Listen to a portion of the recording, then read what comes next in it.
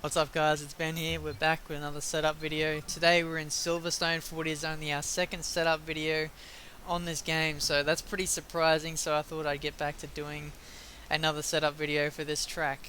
611 balance today. You want to make sure that your front anti-roll bar isn't too high, otherwise you'll lose a little bit of front end grip through those high speed corners.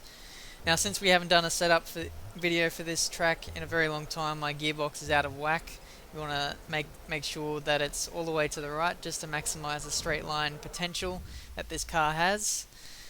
Heading out on track to see what lap time we can get. We're coming through to the third sector now, and the key to this track is making sure that you don't get sucked into turning in too early for the majority of the corners around this track, because Silverstone is a very wide track. You want to maximize the amount of exit speed you can get, but I'll get into that further once we get to those particular corners. But starting the lap now, crossing the line, using up just a tiny bit of curves accidentally and running through to turn 1. You want to hold DRS open through there as you exit, and then braking just after that white sign there on the right, turning in sort of late-ish, second gear, then back down to first gear, turning in late for this corner, maximizing the amount of exit speed you can get through here, holding DRS through this left-hander and using up about 70% of our curves on the run up to the first sector. Braking at the 100-meter board there and trail braking towards the apex just slightly, and then back down to second gear and down to first as you run through this right-hander. Then using the rest of your curves and DRS on the run up to Cops, I believe it's called, or the old turn 1.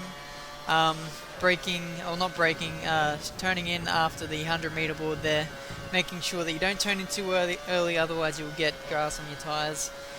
Now coming through here, you want to turn in a little bit early, shift down to 5th gear for the left hand, and then stay as far to the left as possible before turning right, opening DRS, and I've got a perfect run through there. As you can see, a tenth and a bit up on my previous time, so very good time so far. Turning in just before the ripple strip starts around the left. As you can see, I run wide there, so a little bit of time lost.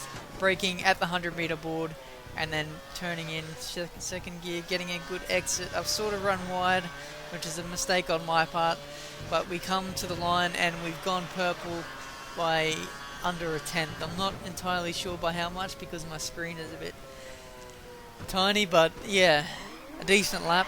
A few tiny mistakes, but all in all a fairly good lap, and you know, it only cost us about a tenth, so I'm pretty happy with that. I hope that you guys can find this setup very useful. It's definitely a good setup, and the car feels very good at this track with this handling model. So yeah, hope you enjoy, guys. Until the next setup video, guys, I will see you later. Also, if you have a setup request for whatever track you want me to do, then leave it in the comments, and I'll get on to doing it. So yeah, I won't babble on any further, but until the next time, guys, I will see you later. Bye bye.